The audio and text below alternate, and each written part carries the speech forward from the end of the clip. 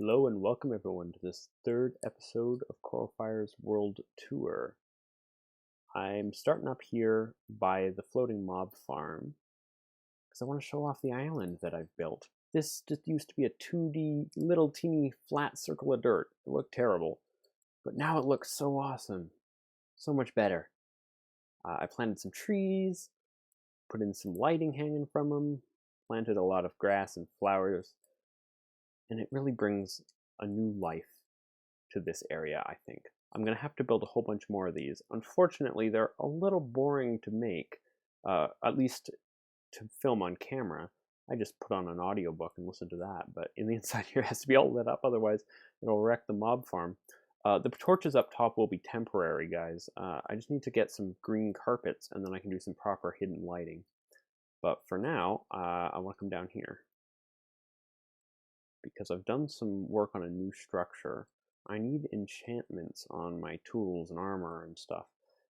Playing without them, I forgot how hard that is. Once you get playing on the world for a while, you just get used to having efficiency and that kind of stuff. So over here, I'm building a wizard tower. And I got started on the base. This is stuff that I figured I could just do, get the foundations out of the way. It's the same thing as building that, basically. With the bone blocks here. On the inside, I've got a little enchanting setup, and you can see full 30 levels. Here's the completed tower, guys. I'm really happy with the way that it turned out. Now, I am missing a little bit of footage. I did do some of me building it, but the recording software I used crapped out on me, and I had to just scrap it. Unusable. Terrible frame rates.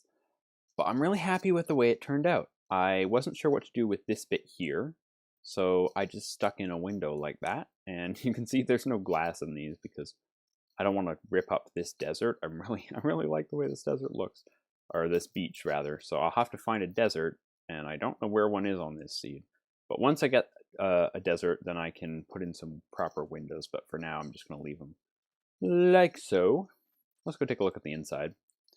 It's not 100% finished, but it's close enough. Like this bit here, I can do some work on. I was doing some, I think I need to take out some of these bone blocks here, and yeah, I was fiddling around with the depth of it.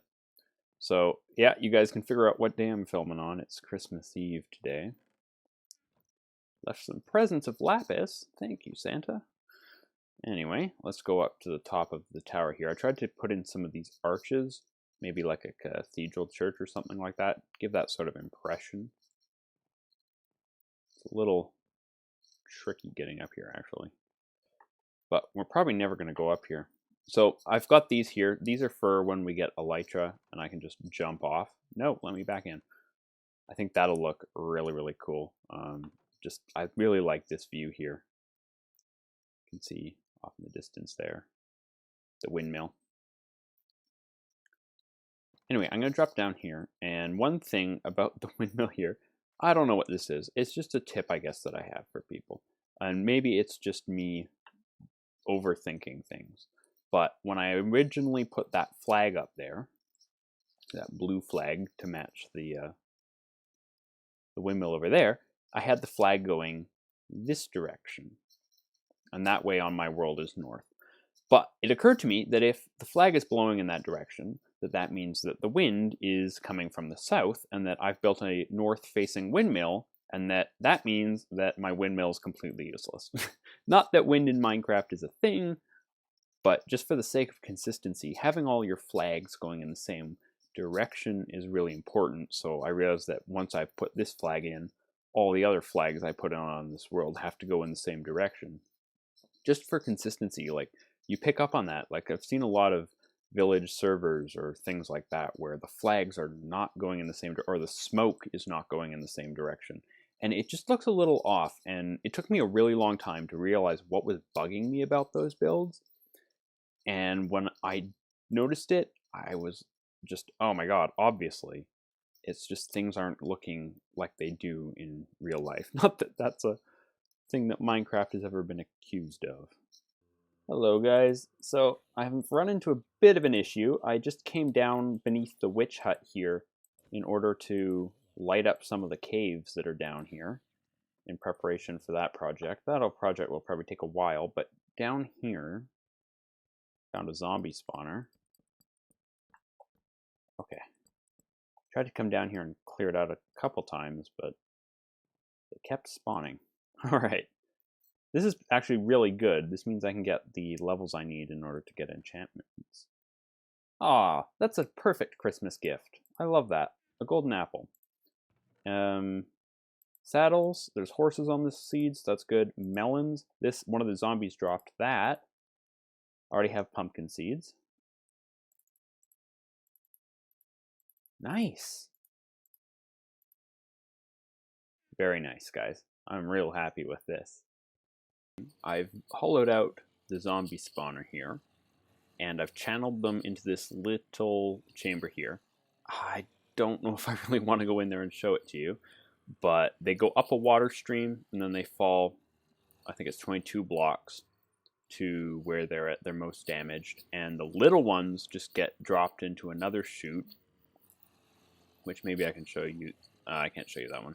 It just kills them in lava because they can't climb up the water stream. The water stream needs to have one high break so that the zombies can breathe, so that they don't die when they make the fall. Some of them still do, but anyway, they come down here, and they're 2 hits with your fist, but they're just 1 hit if you use a sword like this.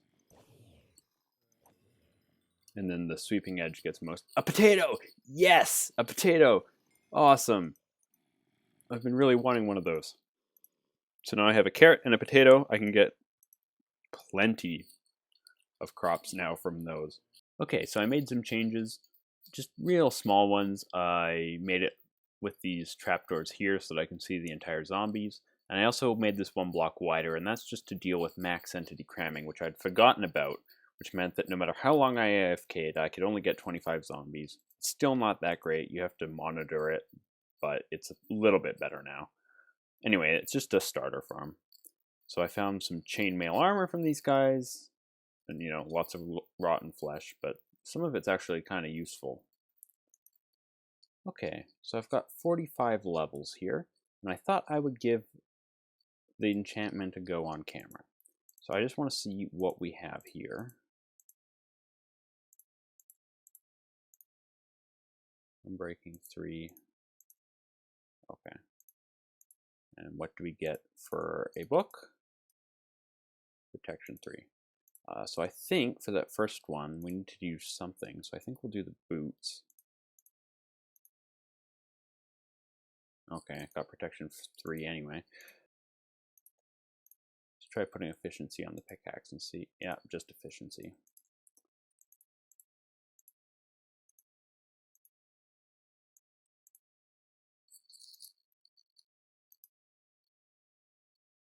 Okay, so this is what we got from that first enchanting session. I got fire protection, aqua affinity, respiration 3 on the helmet, which I'm pretty happy with because I can go underwater.